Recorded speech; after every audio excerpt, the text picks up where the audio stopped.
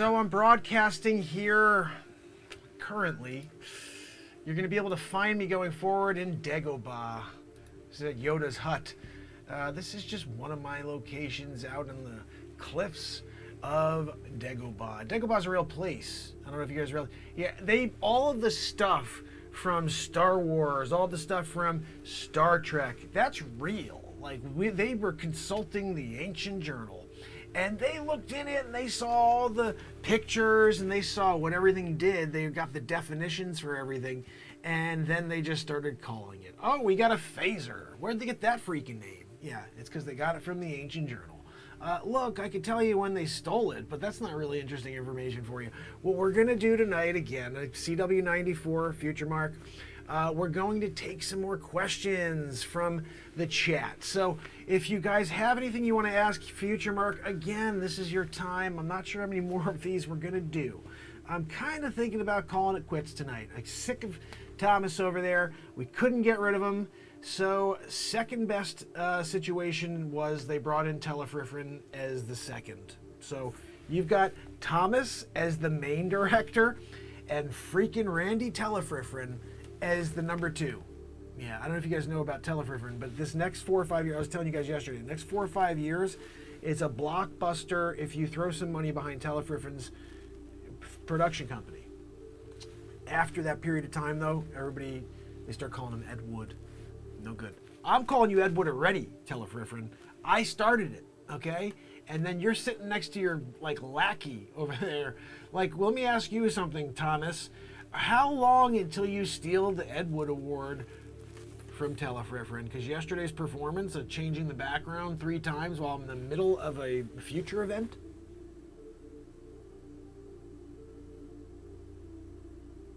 I was in the middle of a future event. You can't allow it to happen before you're like, okay, let's switch to the next scene. That one's on you, buddy. And now you're going to be getting 4 stars for Ed Wood Award from me. Anyway, look, give me my countdown again. This one, who's giving it to me? You or Randy? Telefriffin, what are you doing? No, get your hand out. You're not supposed to put your finger... Gosh almighty. Can we go back to just having you, Thomas? I don't even think I want to look at Telefriffin. I'm trying to think about all my future, prophecy events. These things are going to happen. I was there, 2769, Future Man, FutureMark. I have my app, so I can look there. But I like to work off of, my memory. I want to go off of flash memory. Oh, yeah, that's right. Telefriffin, the worst. Ed Wood. Anyway, give me the countdown. Telefriffin, it's 3, 2, 1. You don't say 1. You don't say 1, Telefriffin. You go 3, 2. And you go like this to me. Like that. When I see you go like that, I'm going to Futurecast. I'm going into it. Give it to me. No, I'm ready now. How long do I have to wait for you, Telefriffin? You're gonna sit there and give me an attitude now? I'm here trying to get into the mode of Futurecast. And you're going to try to give me that attitude? Listen, I understand why you're a second. Yeah. Anyway, let's see what kind of questions we have over here. I'm going to start getting into it now. I do want to thank you for allowing me to do the introduction, and I hope you didn't catch any of the... I'm dealing with a Telefriffin situation. Ed Wood. So let's see what we have over here. I'm going back for some questions, and remember, this is the FutureMark. I'm here. I have something to share with you. It all goes bad. Actually, yesterday I had Thomas do an outtake, so something we can use for a 30-second commercial. I'm like, okay, so I did the bit. He goes, no, make it happy, make it so people want to. I'm like, happy? I'm about to tell everybody that they're gonna die. Oh, this is what happens.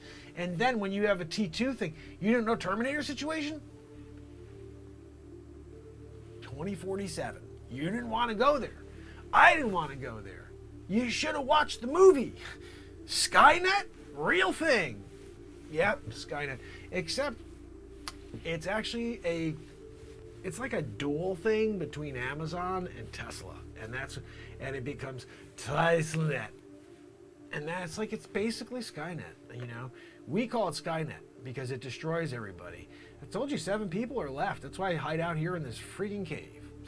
But anyway, let's see what kind of questions we have here today. I'm getting into it now. How's everybody doing out there? Jacqueline Grace, she comes with her first question of the day, and the question is, does the sun survive, FutureMark?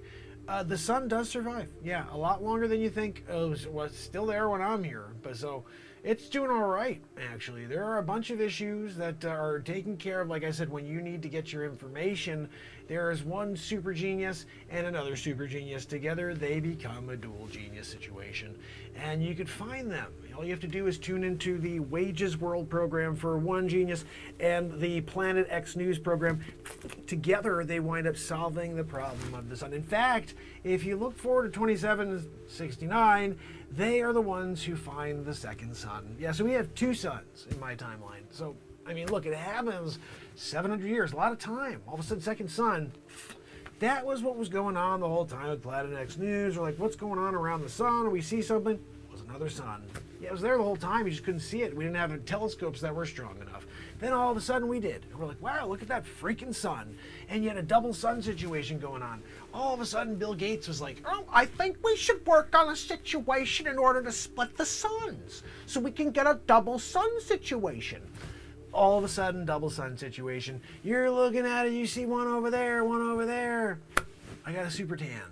You get like a dual shade tan. You know when you're getting a car and sometimes it's like you got like one panel that's a little bit lighter and it's kind of like, wow, if you look at it like this, it does like this two-tone thing. I'm two-toning it. Double sun.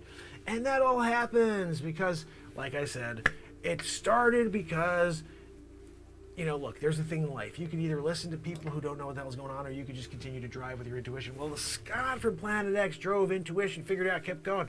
Planet X News came along together. They're like, oh, let's solve the problem of the sun and the double sun situation. It all happens. You just have to look into it. So anyway, I hope that answers your question, Jacqueline. Yeah, sun survives, double sun in it. Here's the thing. Everyone's like, yay, double sun situation. It basically fries everybody on the planet. Yeah, you could thank Bill Gates for that one. Yeah, he finally accomplished what he wanted to, which was depopulation. It worked out for him, not for everybody else, just for Bill Gates. Yeah. Oh, I got one my way. I figured it out, Melinda. You don't want to see me anymore? No, nobody wants to see you anymore, you creeper. We'll go back to Epstein's Island. How about that? No, we don't talk about that. Oh, he's a super genius. He knows everything about the CV. What the hell does he freaking know? He's not a doctor. Are you kidding me? He's terrible at what he did originally. Stole software and then had viruses all over that couldn't be solved. I never used a freaking PC until I started the show. I was always a Mac guy because you could never penetrate those systems. Juniper Berries, FutureMark, what happens to the Statue of Liberty? It's actually melted down. Yeah, it was racist. Unfortunately, they wound up melting it down, and they used the scrap metal to build like some stupid monument that meant nothing. Like they wanted to make sure that it didn't offend anybody, so it's just like a blob of metal. You'll see it when you go down. It's left in the same location. It's no longer called Liberty Island. It's called Blob of the Hut Island. And you just basically go there to look at the blob. They're like, oh, this used to be the Statue of Liberty. They're like, what was that? Like, well, it was this offensive. I still go with this whole thing about it being offensive. I didn't see it because I lived in a timeline where I went back and I was like, that was about freedom. But no, there's a period of time where people just believed some other thing and then all of a sudden it was offensive. So that's what happens to Statue of Liberty. I'm sorry about that. Part of the cancel culture. Yeah, it's what happens. You could say FutureMark was the only future man to exist. Everybody else is a fake future man. And he's the only one who truly came back from 2769. How would I be able to broadcast from this awesome hut of mine on my massive screen here? You tell me that. No, I'll wait.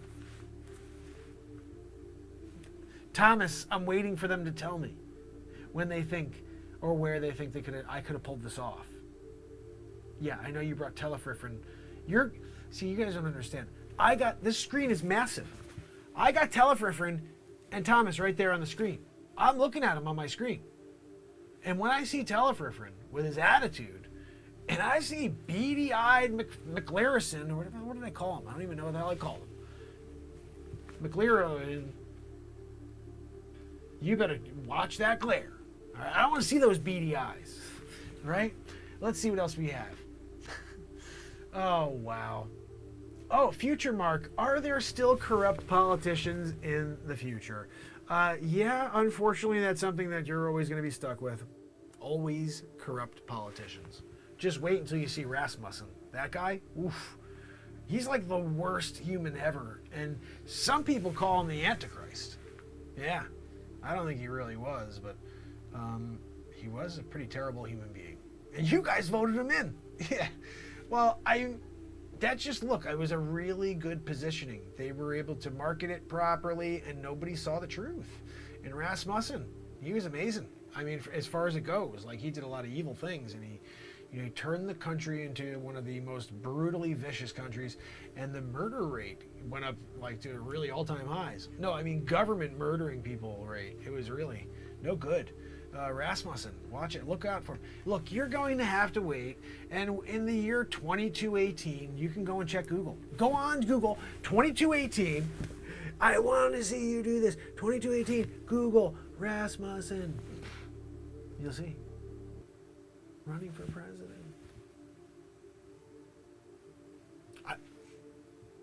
Hamilton, Rasmussen, running for president. You got to wait till 2018. When you see Hamilton running for president in 2018, you'll be like, oh my goodness, FutureMark was real. I know. Boom. Future. That's how I prove every time. Look. What other questions do we have? Corrupt politicians, like, yeah, abso-freaking-lutely.